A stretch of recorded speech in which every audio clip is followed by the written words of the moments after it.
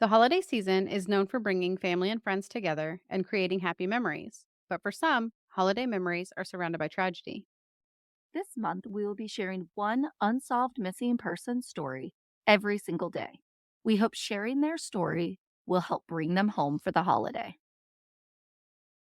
Johnsburg, Illinois is a suburb of Chicago.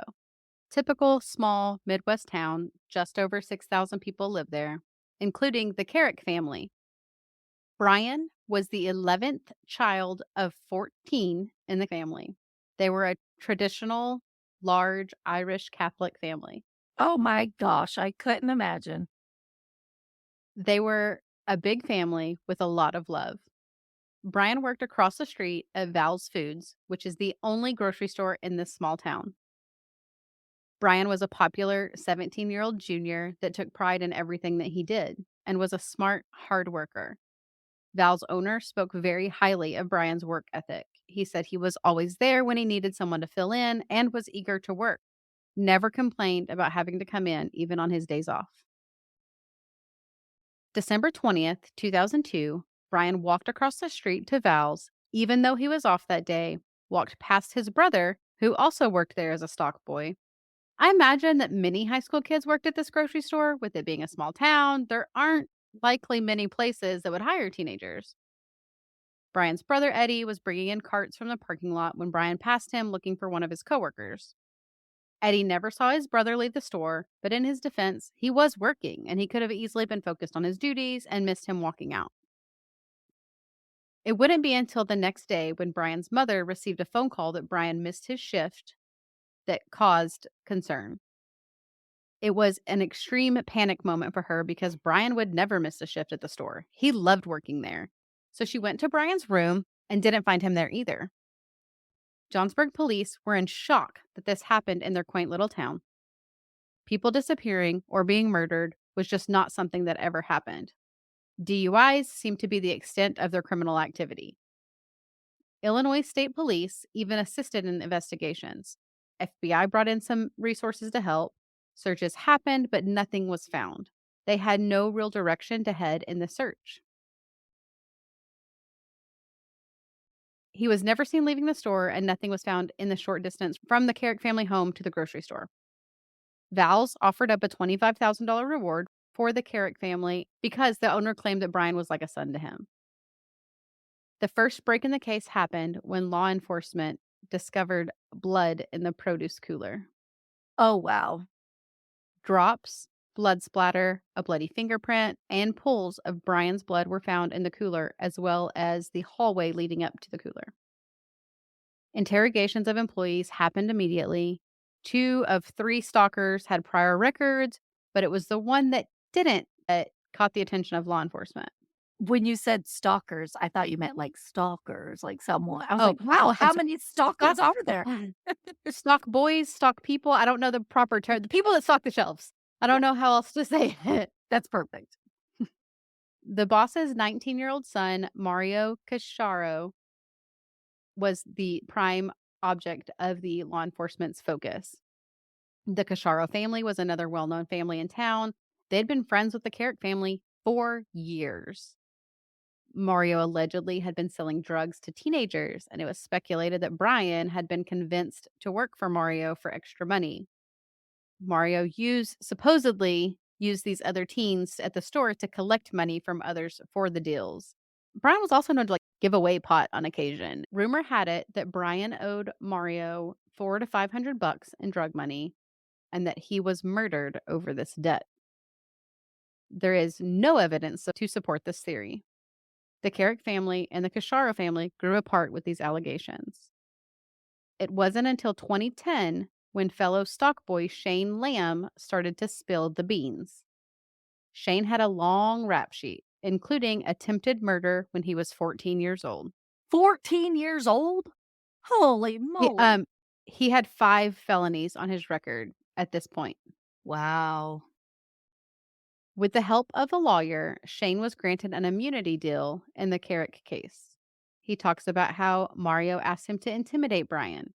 Shane admitted to losing his temper when Brian didn't agree to give Mario his money and that he hit Brian in the produce cooler thinking that he had knocked him out cold. while Mario watched from the doorway. Shane left and went back to a party that he was at before Mario had called him in to be the muscle. With the Casciaro family being a traditional Italian family, you can imagine that mob rumors immediately started flying around. That's where my mind was going.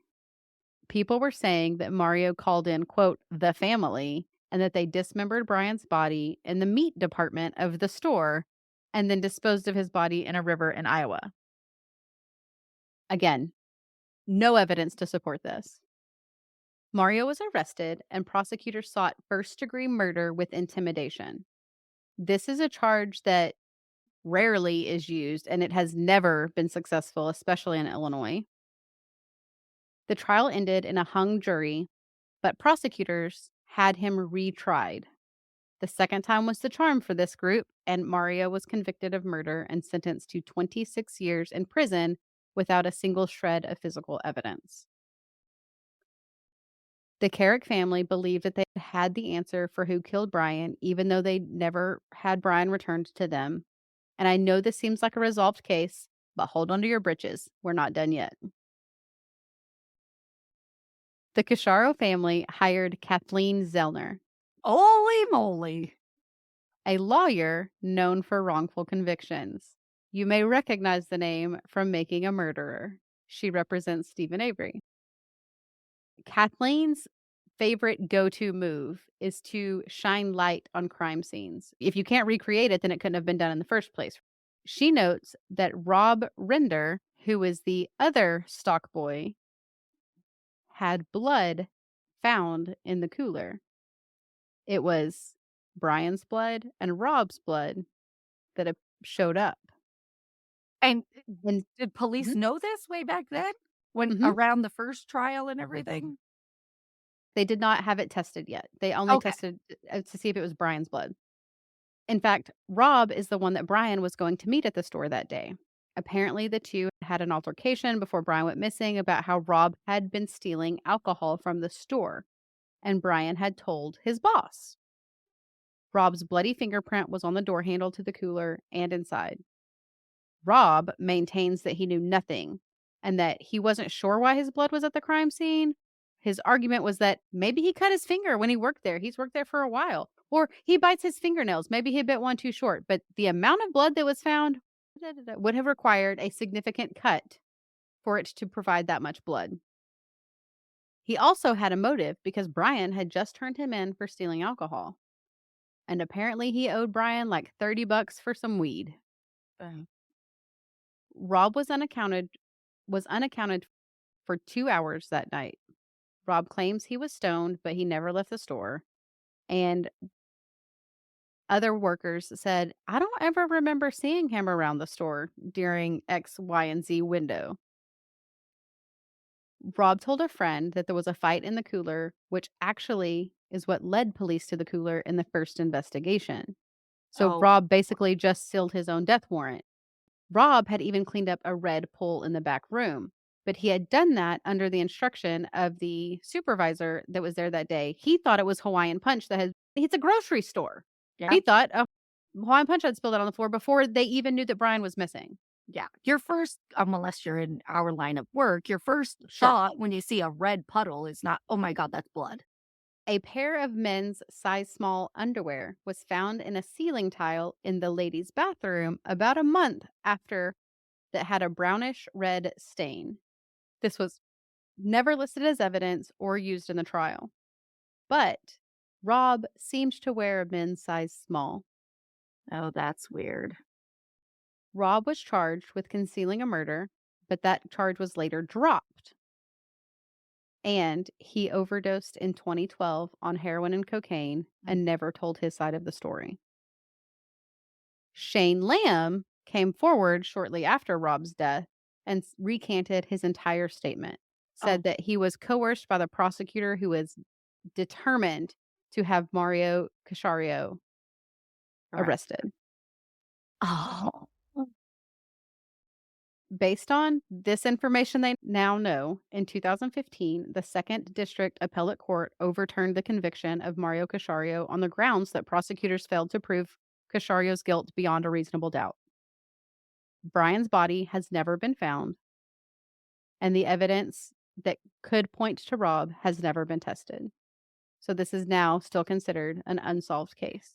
I'm so glad that he got out of prison because they didn't have anything on Mm-mm. him. I'm surprised he got convicted, honestly, but wow. If you have any information on the disappearance and likely murder of Brian Carrick, please call Johnsburg Police Department at 815-385-6024. And I barely scratched the surface on this one.